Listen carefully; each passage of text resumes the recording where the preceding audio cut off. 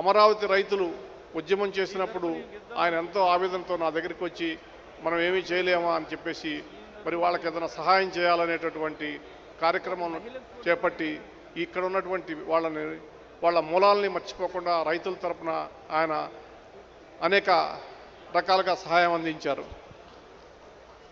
వారు ప్రత్యేకించి అమరావతి ఈరోజు నిలబడటం కోసం ఆయన చేసినటువంటి న్యాయ సహాయం, ఆయన చేసినటువంటి ఆర్థిక సహాయాన్ని మనం గుర్తుంచుకోవాలని చెప్పేసి ప్రత్యేకించి అమరావతి రైతులకి గుర్తు చేస్తున్నా.